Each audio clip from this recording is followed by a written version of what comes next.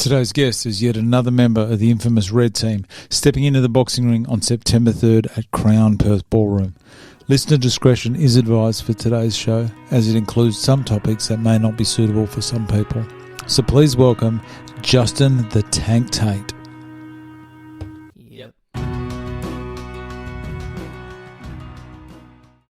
And you're early. This is great. So any questions? No. Nothing? Nah, not really. You getting pumped? Yeah, for sure. Jesus. 2 weeks out. It just seemed like the other day it was like 2 months out. Yeah, pretty much. This last 6 weeks has flown. Yeah. Since they shortened it, I suppose the original camp, I suppose everyone lost a bit of steam at the beginning when it got postponed because of the whole COVID thing. And that's a 9-month commitment as opposed to a 12 weeks. Yeah, effectively what it turns into. So, yeah, just got to say, I suppose, mentally still in the game because obviously people are switching off like they did at the start of the year once it got postponed, I suppose, waiting for the call-up again, find out when the new dates and all the rest of it. Because it got cancelled back in 2020. Or not cancelled, sorry, it got pushed back, didn't it? Yep. Yeah. So, how did you go with all of that? It was, like, I went all right. It was just a lot better, structured a lot better. Coming into the start of the year because with my work, which is pretty demanding in itself, with the amount that I'm away. So it had a lot more. I was structured, ready for it. So then when it got postponed, and then I transitioned into a new role with another contract, just had to try and align that and made sure it worked. Yeah. Really, otherwise, which in the end it did. Otherwise, I would have had to pull out again. And I've wanted to be, I think this is probably my third go at it. Oh, not really not third official go, but I wanted to do it the last 2 years, but work commitments and COVID and otherwise, it didn't fit in. So this was pretty much the year that it was all aligned at the beginning. And then when it got postponed again, I was just like, I hope this lines up, otherwise I'm out. You know? So having like a new contract, was it with the same company? So, yeah, I work for a company, Specialised Shutdown Support. Yep. Yeah, so we're a service provider for execution and coordination. Are they your sponsors for the evening? 100%, yeah. The boys are backing me hard. Triple S. So, Specialised Shutdown Support. Major sponsor of Justin the Tank Tait. Yes. Yeah, the boys are happy. They've got the table. They're ready to kick it. Nice. So, did the boys at Specialised Shutdown Support enjoy a night out? Yes. Did they enjoy a beer or two? Yes, we do. The girls and the boys love a beer. So you had it all set up in the sense of you told them when your training is going to be. This is going into the April event. Yep. And then you got the new contract. So did you almost have to, not negotiate, but did you almost have to seek approval again to get this time off? Pretty much. I suppose it's just more about just had to new contract, so I just transitioned from Roy Hill to BHP, and I suppose it's just more about what sort of roster I was moving into to make sure, obviously, that I was home with enough efficiency to maintain the training and be able to show up on the night and actually put on a good, be part of a good event, not come in. Sloppy, I suppose. Come in, just all money. Yeah, all money. So, what were the reasons behind you actually applying? So, in 2016, obviously the event has a pretty big backing and with sponsors and mental health and all the fundraisers that it does as well. But in 2nd of May 2016.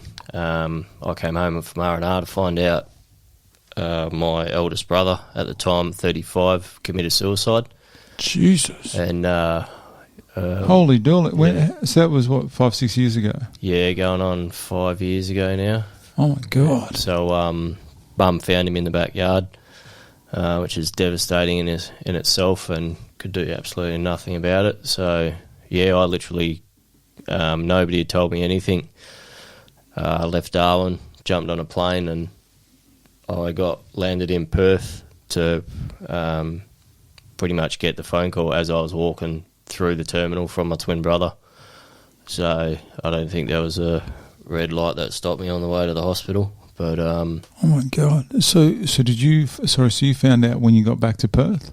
Yeah, it had happened from what I found out. So the initial timing of it all was the 30th of April, leading into May. So he actually was on life support for 2 days. So, but yeah, I'd left Darwin, hit the tarmac in Perth, and pretty much walking through the terminal. Got the phone call from my brother.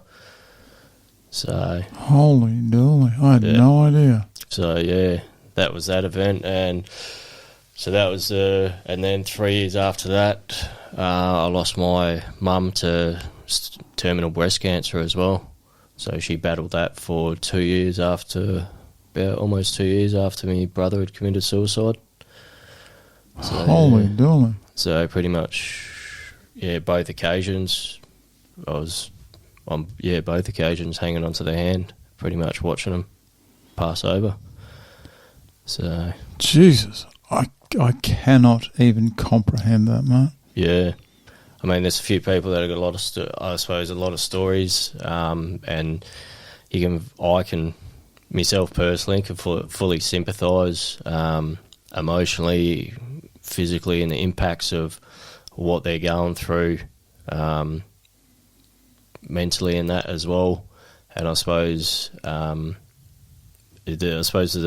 pain of what you feel is different along the way, to whether you're losing a brother to a mother to a father to a spouse or wife. Like, it's probably different all along the way, but I suppose in the end the outcomes, like the grief, everyone handles it differently. And so I've had a few chats with people about that sort of thing as well. So, but yeah, so that's the main two key drivers behind pretty much my nomination into the event, and what I'm pretty much, where I'm at with it. So outside of that, pretty much joined Anarchy a couple of years ago.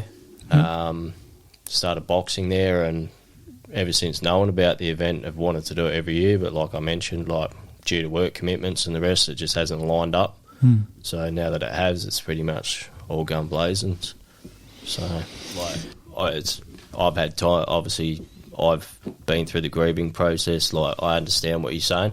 I was almost going to say the same words. Like, if there's any sort of motivation behind wanting to do something like this, like, it's probably more motivation than, good timing on stuff like that probably isn't, but it's a good driver, I suppose.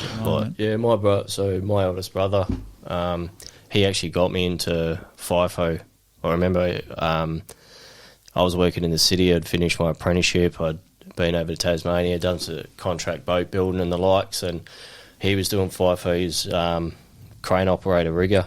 And then, he jumped onto a job, and he called me one time, and because I was a first trade boilermaker. He said, "Oh, we're chasing boilies up here. Like, do you want to come up?" So, yeah, for sure. Get me in the game, So, what year was this? Oh, we're going back like 2010. Oh, so when it was just sort of kicking off. So my first job, FIFO, was with him. Yeah. So when I went out there, nobody would believe that he was actually like my brother. Is this your twin brother? No, this is my oldest brother. Oh, yeah. So, so he got me in the game, and we pretty much worked a few jobs together through FIFO. On and off and stuff like that, and it was awesome. So, jeez, you've thrown me. First person to throw me, mate. And I've talked to not just the PCR people. I've talked to a lot of people, but did he lived in Perth? He lived in Perth. Whereabouts? Sort of like.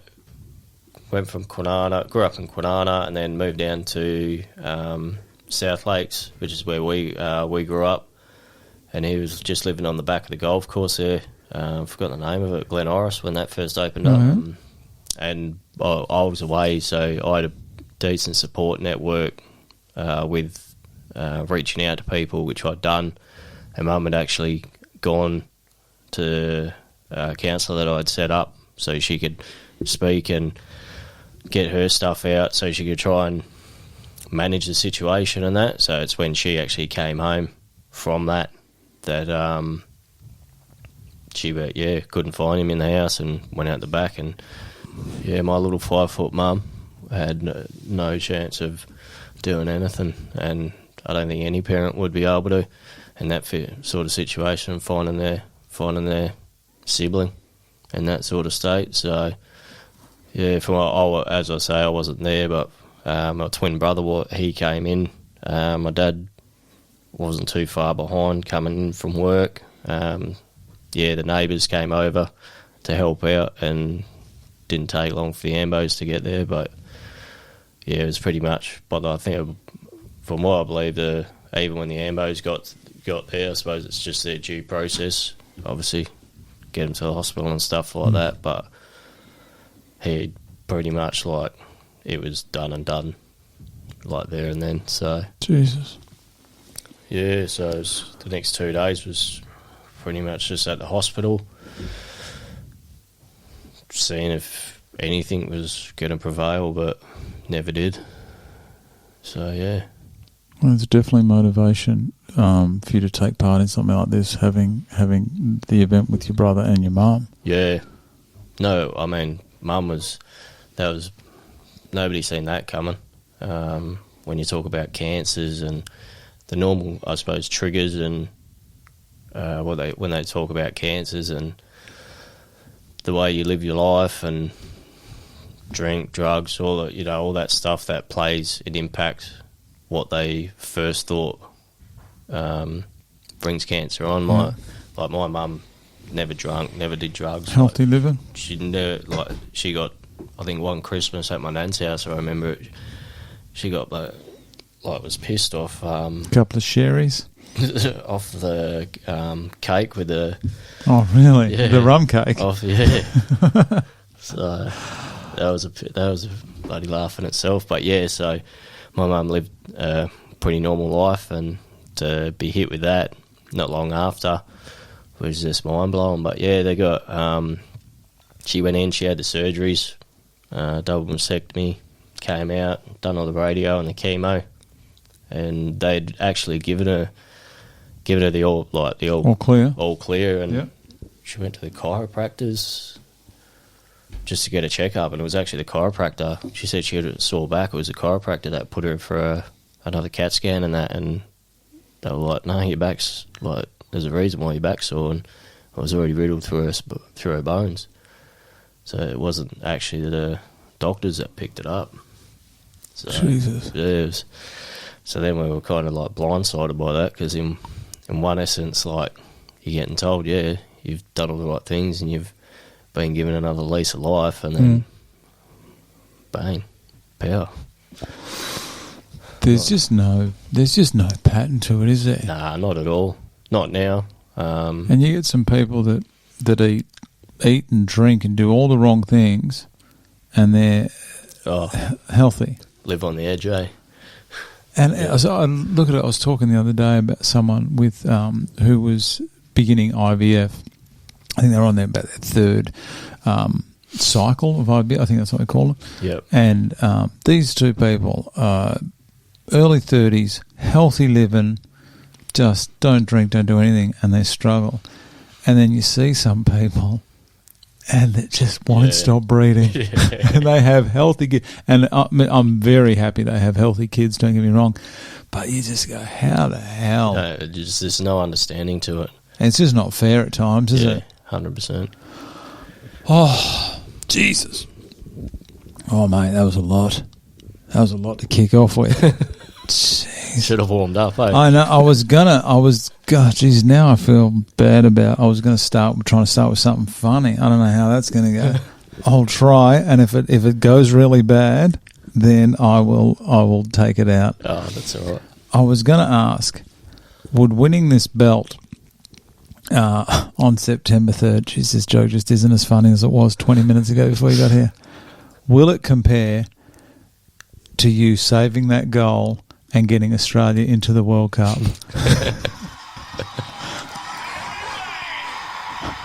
Yeah. Sorry, mate. That was so funny. 30 minutes ago, and now it's not. Has anyone ever told you to look like Andrew Redmayne? Nah, not at all. You are joking. That's the first thing I saw. 100%. That's the first time anyone's ever said that. I used to have a shaved head too. Man, if you had the nickname, the Grey Wiggle, that would be... that's his nickname, I think. Oh, is it really?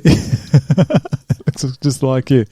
Oh, anyway, well, that joke didn't go as bad as I thought. So, all right, let's get back to this PCR. Oh, I need to lay down. Mate, have you been to any of these events before? No, not yet. First one.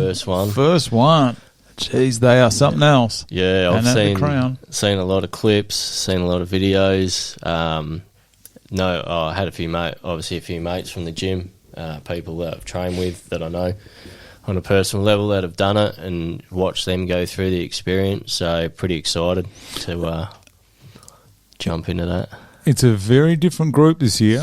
Not funny, but it's surprising that when we just spoke before about mental health and you guys mention it, every single person has mentioned mental health. And before you guys, no one had ever brought it up. Yeah, it is amazing. And it seems like in that sense, you've got a crew together that are all on the same wavelength, which is great, very supportive. But on the other hand, there's some strong personalities in this group. Yeah. And I know just having I know some of the people they're going to be bringing along on the night, that crowd's going to get pretty rowdy. Oh, 100%. It did last time. The best thing is you wait till about 10 o'clock, and that's when starts peaking. Starts stepping it up. Oh yeah, that's when the drinks start going down a bit quicker, and everyone's going, "I'm getting my money's worth." It is on. It's an incredible event, and how well it's executed. That's what I saw more than anything. Yep. Just there's no downtime. It's just, and it's not rushed. Yep. It's odd because the boxers have just left, and there'd only be a couple of minutes, and the next one is ready to go. Yeah. Okay. So it's almost like you don't even get a toilet break in between, but it doesn't feel rushed. Yeah. Okay. So, but with 14 bouts in that amount of time, 14. Yeah. What number are you? Number 8. Number 8, and your opponent, Tommy the Moose. He fought, I think, in 2020. I believe so. Yeah. This is his second time round. Crack at it. Second time round. He wants to taste the glory, doesn't he? He wants it bad. Oh, it's going to be a long night for Tommy Humble, isn't it? I'm going to make it a long night for the Humble. Who was your original opponent? Because Tommy came back in to replace someone, I think. Yeah, I'm 100% not too sure how that all worked out, because by the time I got a message from Glenn, when they were doing the matchups and that, so they hadn't really thrown anyone about, names or anything like that. I'd been away, obviously with work and stuff, initially before the matchups, like away a bit, so I didn't really get too caught up in seeing the guys in the gym and trying to work out weights and measurements and length and all the rest of it, just whatever. You'll just deal with whoever they put in front of you? Pretty much same as what I said to Glenn. He's all been nice about it and that. I said, put him in the ring, mate. It's on. It's on. We're going to war. Have you had any boxing experience prior to this? Just from a fitness point of view, really. Yeah. Was it Box and Bike in Northridge, Rocket, the Rod. So the Rocket. Yeah, the Rocket. Yeah. So I worked with a mate of his as well down in Kwinana, so I got to know him pretty well. So yeah, he had just a Box and Bike gym in Northridge, which he bought off that move from King Street originally. So just trained there really. So that was it's a bit bigger the premises now, isn't it? Well, he sold that, so I'm not sure where it went. Yeah. Or how it all got found out after that. But yeah, he ended up selling on and moving away from it. So the old Rocket Man's offshore now with a couple other lads I know. So doing good for himself. Nice. So have you got any connections to any of the PCR crew, like or any of the fighters? Training at Anarchy, I suppose you know a few of them. Yeah, well, probably with this group, like this group specifically, now a mate of mine, Kyle, came in, similar to Tommy, got brought in on the back end. So I know him through another mate of mine, champion bloke. Probably not so much. Obviously, Tommy's been at the gym for a little bit, so I know him as well. A lot of the rest of the crew, Courtney's in there as well. Majority of the crew, though, obviously they put their hand up. They've thrown their nomination in, and but they're relatively new to the anarchy environment as well. So in boxing, but yeah, pretty much just got to know them along the way.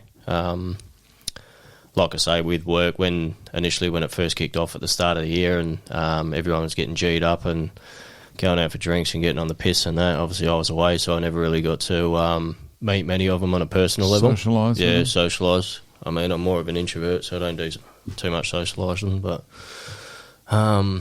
yeah, now we getting to the end of it, and I'm home a bit more, so getting to know a lot of the red team more so. Yeah. But yeah. So you're on the red team, Nigel's team. Certainly am. Nigel's got me under his wing. Benny's there as well, and Big V, so I'm in good hands.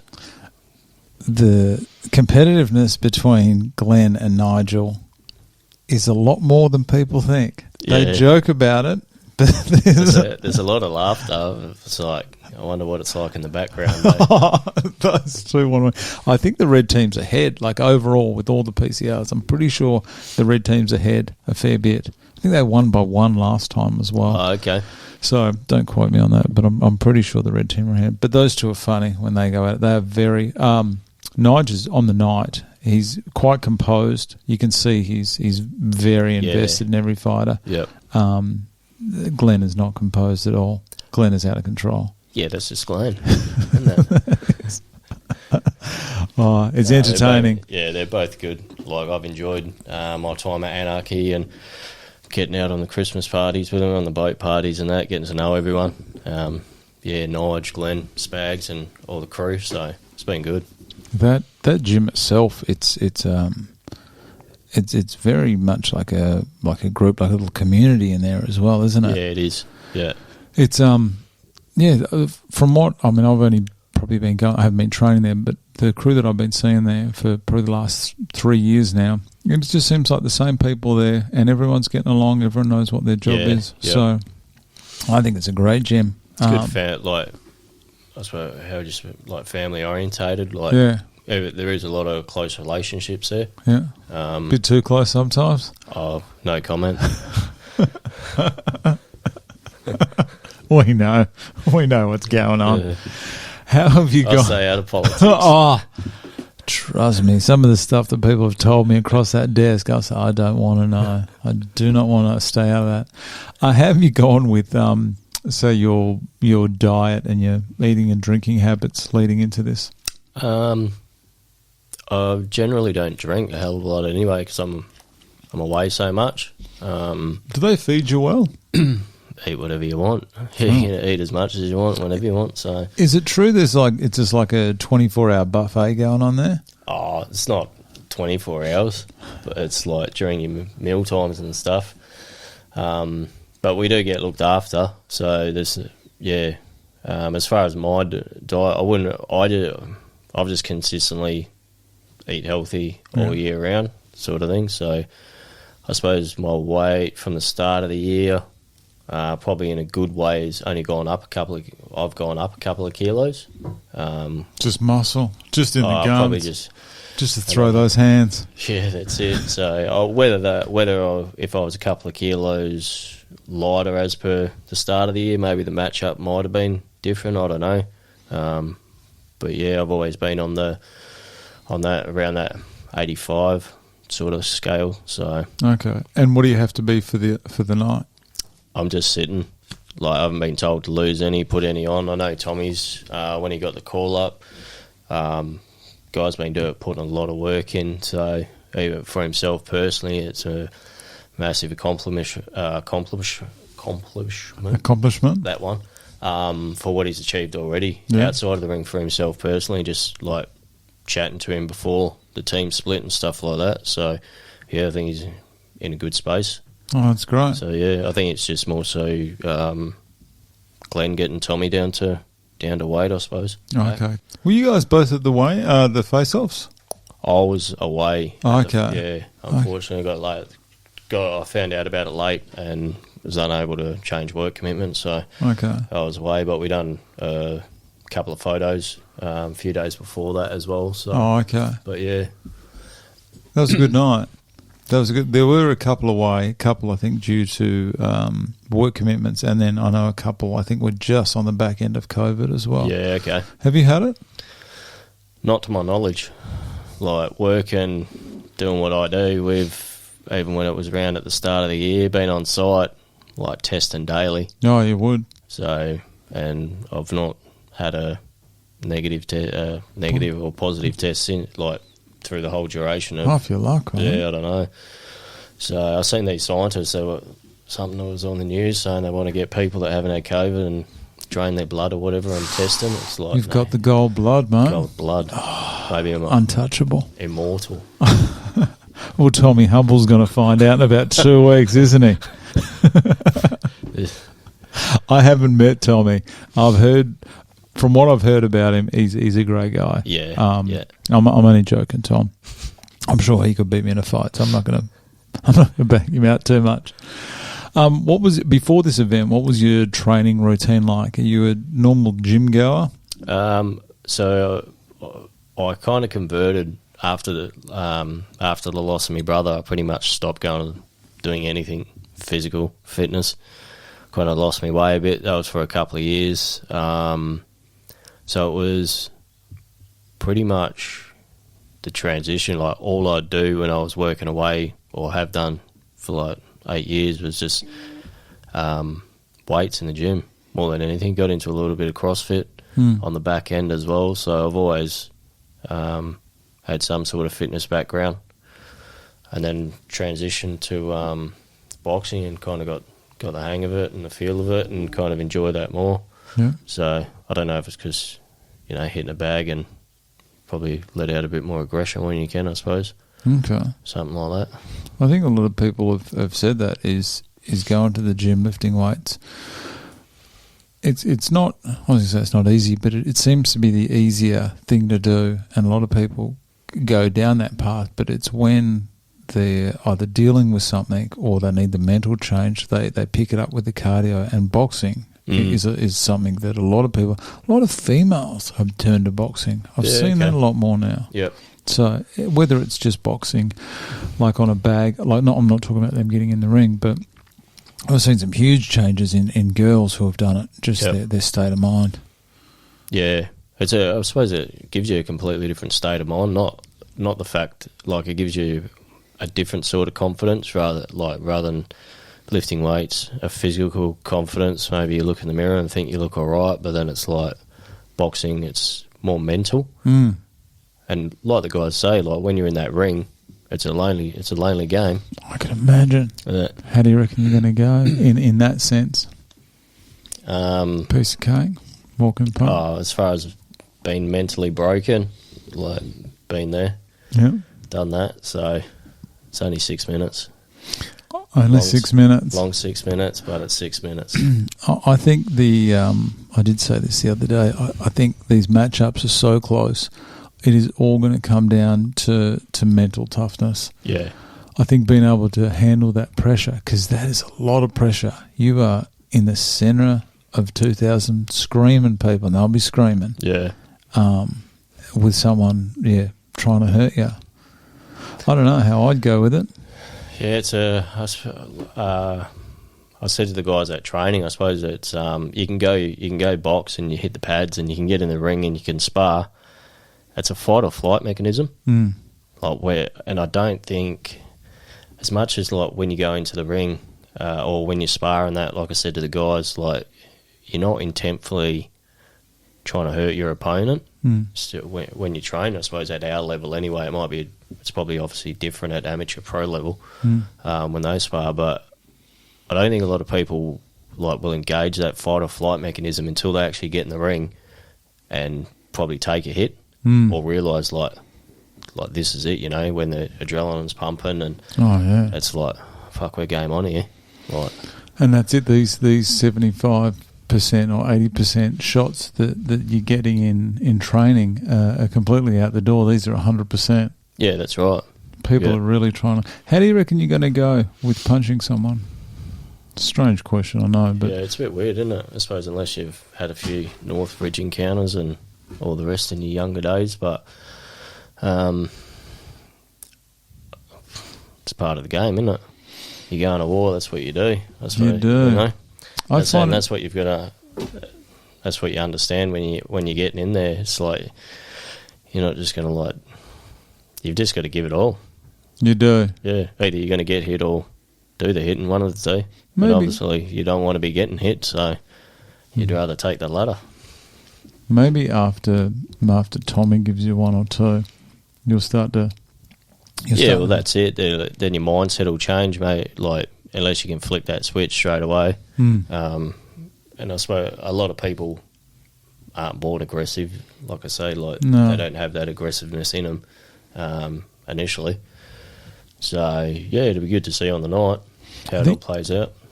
I don't think anyone wants to really hurt their opponent. I know that not everyone, but most people seem to get along. Obviously, there are a couple of personality clashes in that group.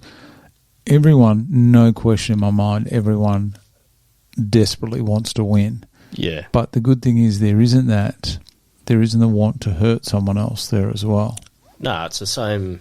I mean, whether it's boxing or cage fighting, MMA, whether it be war or like military service, like, I mean, even in that aspect, like, the intent is not to kill and harm, it's to preserve life. Yeah.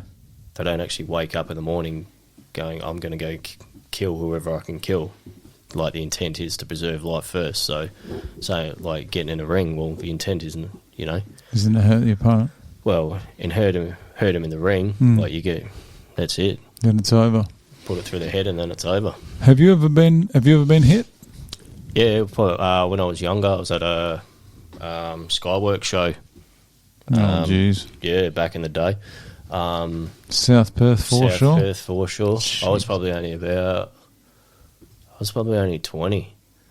And I was with a group, and a friend of theirs got tagged by one of these guys that was in a group, and I just, next thing you know, I was on top of this bloke, and his 7 mates were on top of me, so I definitely got pumped, but got up, walked away, whatever. That was it. I don't think it hurts as much. I think a lot of people who haven't been hit think it's going to hurt. I think it's more the shock of what it is. That's what it, yeah. Yeah, unless someone gives you a good body shot, and then you'll keel over because they hurt. Benny got me with a good body shot at the start of the year. I think it tickled for like a week and a half afterwards, so I know what that feels like. What are some of the the sacrifices you've had to make to actually be part of this? I know you did mention before with your work trying to be accommodating with those guys there, but what else? How have you gone with like family and friends? I suppose it's family and friends. Like, my time, because I'm only home for it's kind of like working FIFO is a very much selfish lifestyle as it is. You married? No. All right. Not anymore. Oh, okay. So, have you got kids? I don't have kids, no. Okay. Yeah. So in itself, it's a sort of a selfish work lifestyle that when you come home, it is kind of, depending on who you've got in your life, like, it's centred around yourself, so to speak. Like, I catch up with me twin brother as much as I can and see his kids, and my eldest brother, his oldest son, works with my twin brother as well, so I get to see him, and Dad's always around, catching up with him. So and my partner as well, so pretty much I'm with her as much as I can be when I am home. What's your roster like? At the moment, I do Monday to Thursday on site, and then I'm back in Perth Friday to Sunday. So that's a great deal for FIFO work. Yeah, I'm pretty much. I used to do for like 6 years thereabouts. I was 4 weeks away, 1 week at home. for a duration of an entire relationship, marriage and divorce, that and effectively on the back end of that, how much time were we actually together? I was pretty much 50% of that. So in that sort of scenario, but yeah, I was working offshore, done a 3 weeks on, 3 weeks off roster, even, so that was pretty good as well. So, but yeah, got a pretty good roster now with the 5-4-4-3 working contracted to BHP. That's a great deal. Yeah, so they get the crew get looked after. As far as my work goes, with outside of me being permanently based where I am at the moment, they're really accommodating as well with all the guys, with your work-life ratio and that as well. So if you want to kind of work a more flexible roster, have a chat with the guys and they'll pretty much fit you in, make it work for you as well. So that's great. Yeah, the crew at the Triple S probably coming up for 3 years in January that I've been with them. Been there from the beginning, really, or best part of the beginning. There was I think there was 8 people when I started there. I think the boys are peaking on the books over about 150 or something now. A lot of people. Yeah, so managed well. And shout out to obviously Matty and Paul. Guys are awesome. They look after us. Oh, that's great. Yep.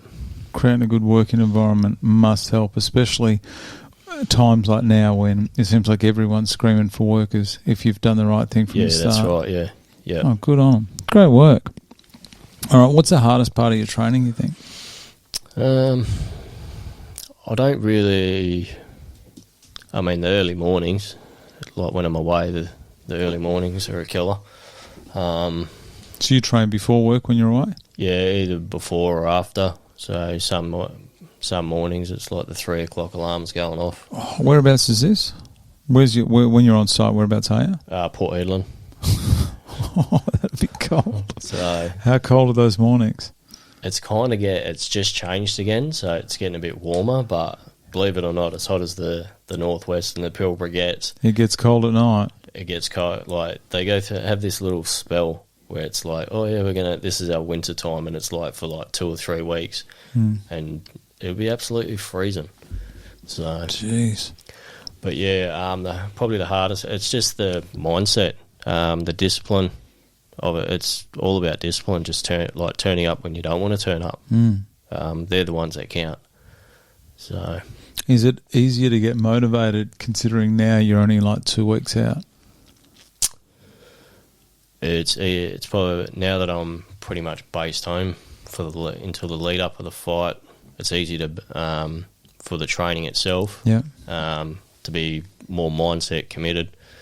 As far as motivation, I've pretty much as much as I've been home, I've been there in the ring with the team as much as I can be. So, yeah. Okay. I was going to ask, with the actual night, are you staying at the Crown? Yeah. Got a room for multiple nights there, and I think my twin brothers got. I think we've got the penthouse for 2 weeks, guys. I think that's what he's pretty much organised.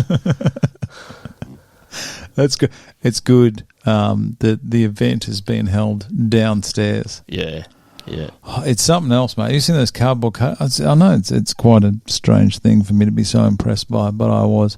They do cardboard cutouts here on the way in. Have you seen them? I've seen the ones that have been done previously, and that it's pretty cool. So good. They do it so well every year. I was actually going back through some of the old ones from 2018, 2019, and this event has gone from. I mean, it was good at the start, but it has gone from just like a nice event. It's gone next level now, and the move to the Crown. I don't know who decided that, but that was an excellent decision. This is just my opinion. Very good, and the glitz and glamour, and you've seen the way people get dressed up for the evening. Yeah, it's a big night. It's a massive night. It's pretty much. It's now one of the events of the the ball calendar year, I suppose, for Perth. Yeah. So brings in big numbers, and the event itself, like you said, like you've mentioned, the way it's orchestrated and coordinated and that. So I'm looking forward to it. And they're doing another one this year. Yeah, it's not. I was having coffee before the cruise split. I think it was on a Saturday, and then Glenn mentioned that as well. And it's not too long after. I think it's about November. Yeah, so The applications are open. back to back. Maybe I should put my hand up. Do it. No. No, in a simple no. I don't think my body could take it. Plus, I don't think it's fair on anyone coming up against me to only spend 10 seconds in the ring before they flatline me. Oh, where are we? Oh, have you got any injuries? You want to tell me this off camera so we don't let Tommy Humble know about that bad knee? The old footy injury that keeps on spurring up. The one that cost you your AFL career, that one? That one. Chestnut. No injuries really. I've always been pretty good. Even like growing up as a kid playing baseball, multiple sports. Mum and Dad always had us in AFL and baseball, and we trekked off the baseball instead. But I've never really had any sporting injuries, I suppose. You play baseball? Yeah. That is... It doesn't have the following here that I thought it would. I know you got Perth Heat, and I've been to like junior soccer and junior football and things like that, but the support and the crowds that you get at the baseball, I think hands down are some of the most family orientated crowds, and why. I'm not sure what the funding goes like from the government, but why they don't sink more money into baseball is beyond me. Yeah, it was big when they had Parry Field.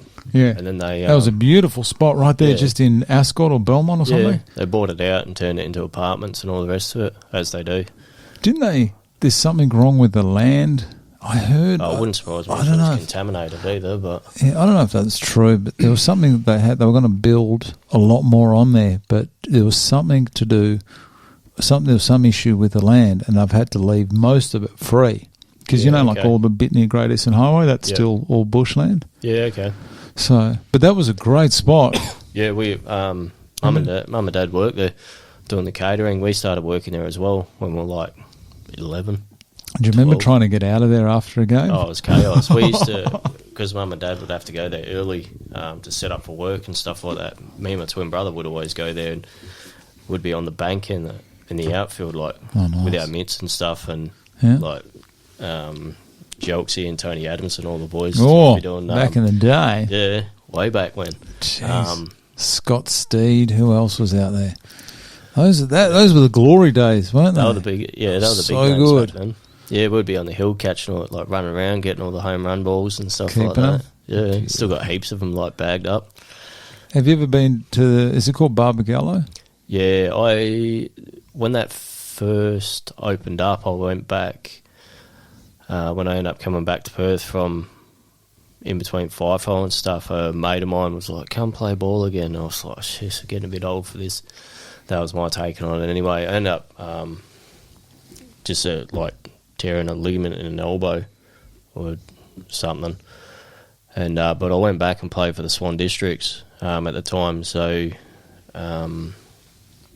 we played there and got to play there a bit and train as well with some of the other guys, the upcoming Perth Heat guys, so just doing bullpen work and all that sort of stuff with them, so it was pretty cool. They've done some renos out there. The only reason I know is because we go out there each year. My kids are right into it, and one of my friends plays in Perth Heat. And it's it's such a great place. It's a shame it's where it is. Like, nothing against that area. Yeah, I think But if you live north of the river, you are not going to the baseball. No. From here, it takes me about 45 minutes from here. Yeah. And I just go. Some days I'm just like, my God, I can't deal with the Tonkin Highway getting down there. But it's good, and they put on a good show, and the team, Perth Heat themselves. Very good to come out and see the kids and let everyone have a run around afterwards. Yeah. So it's great. It's just a shame it's not more popular. Yeah, that's right. They cancelled last season because of COVID. Yep. My kids weren't happy. I blame Tim Kennelly. He's a good fella, right? He drives me insane, that guy. Yeah, grew up Tim. He was playing with the Melbourne Braves him and his other brother. Oh, yeah. We played with them. Before. The whole family's good at sport. Yeah, makes me sick. He's a good footy player as well. Yeah. Makes me sick. Before the guys went to the US, there was another couple of we actually played in the in our team. There was 2 sets of twins. So me and my brother, they ended up moving away and going to America to become umpires. So when I was over there in New York, I actually see their names on a plaque of like the umpires for the Yankee Stadium and stuff. Really? Like that. Yeah. Sent it back. That's an honour. Yeah. Jeez. Anyway, how do we get on a baseball here? All right. Have you got any? Geez, we've been going for a while, mate. You got any fears or concerns about the event itself? Nah, not at all. I know my fight and flight mechanism. I know what I've been through. I know the training I've put in. I'm pretty much 100% confident for the night when I step in that ring. So good, mate. Yep. So good. I'm looking forward to this. Do you know what number fight you are? Fight 8. Fight 8. Oh, so just after halfway through? Yep. That'll be right. So that'll give you enough time to watch what's going on? Watch, get amped up. Get amped up. Get in, put on a show, smack Tommy down and get on the piss. I tell you, it's going to be funny watching you guys. And when I say guys, I mean guys and girls. So don't get on my back. You guys and girls fight and then go back, get changed, come down dehydrated, haven't had a drink in God knows how long, and then just get on it and get messy. It's 2 beers and I'm going to be a bit, like just a mouthful of abuse probably. Nah, I'm all right. But yeah, I understand what you're saying. Like I haven't really had turned on a good drink in a while. No, well, September 3 it's going to happen. Yeah, pretty much. I'll give you that I'll give you a call early morning on Sunday the 4th, okay? Yeah, how's about not? The phone will be off. I'll find out what room you're in. Yeah, come banging on that door. Oh, that's good. What do your family and friends say about you actually taking part in this, in a boxing event? As far as Dad goes, he hasn't really said anything. He's coming on the night. It's just it's sport. Like, we've always been sport orientated and stuff like that. He hasn't really asked too much about it. My twin brother just hangs shit on me. Really. You're identical twins? Yeah. Yeah. So you got a beard as well? Oh, he kind of looks as good as me, but just almost. So, but I'm sure he'll be supportive and knocking back the drinks on the night to get into the moment. So, yeah, I'll have a few people. Work's got a table as well, so I'm sure by the time Fight 8 comes up, everyone's going to be full of confidence and courage, and there's going to be some singing. Have they got chants and stuff worked out for you? I wouldn't have a clue. Oh, I can imagine they would. I don't know if my twin brother's going to the effort of getting the boys together and getting like a cheerleader squad or anything like that. Oh, if he was a good brother, he would. Imagine that. You know who your opponent is, of course, there? Yeah. Okay. Now, mate, the walkout music, what do you got? Sorry, I've still got Andrew. I've still got you in the World Cup here. If anyone doesn't know who I'm talking about, look up Andrew Redmayne, penalty save at the shootout, and you'll see. It's this man sitting opposite me that put Australia into the FIFA World Cup qualifiers. All right. What's your song, mate? You don't have to tell me. You can Down tell Under by Lude. Oh, nice.